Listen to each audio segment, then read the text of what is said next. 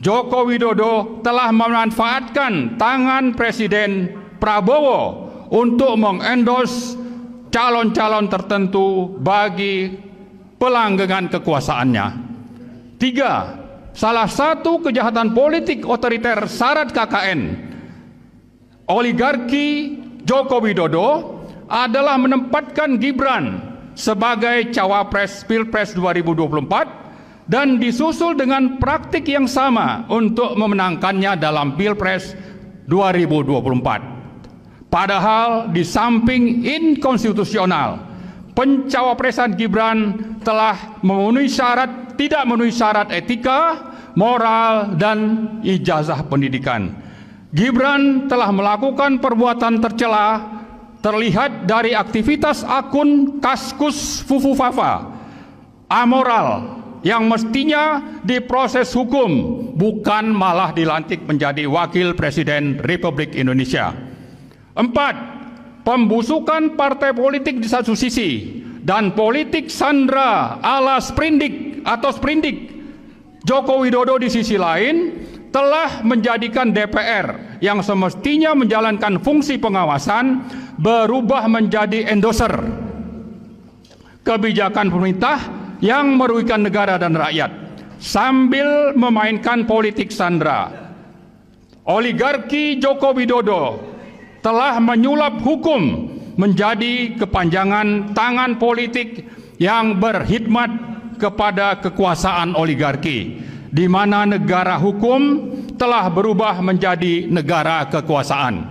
5. Memelihara para taipan termasuk menjadi proksi Cina telah sangat berperan mendukung Joko Widodo mencengkram kekuasaan dan berburu rente melalui proyek-proyek swasta oligarkis yang diberi predikat sebagai proyek strategis nasional atau PSN, seperti proyek Rempang, BSD, PIK 2, Surabaya, Frontline, dan Papua Selatan.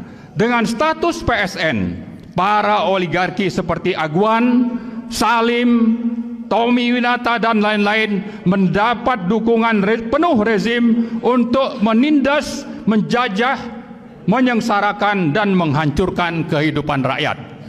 6. Simbiosis mutualisme dan KKN rezim Joko Widodo dengan para taipan telah memberi kesempatan kepada sejumlah pengusaha dan Cina RRC menguasai berbagai sektor kehidupan berbangsa dan bernegara, terutama di sektor-sektor ekonomi, keuangan, SDA, industri, perdagangan, dan sebagainya. Hegemoni dan penjajahan senyap ini telah menjadi ancaman serius atas pertahanan, kedaulatan, kemandirian, dan ketahanan nasional Indonesia ke depan. 7. Pelanggaran HAM menjadi kejahatan sistemik rezim Joko Widodo.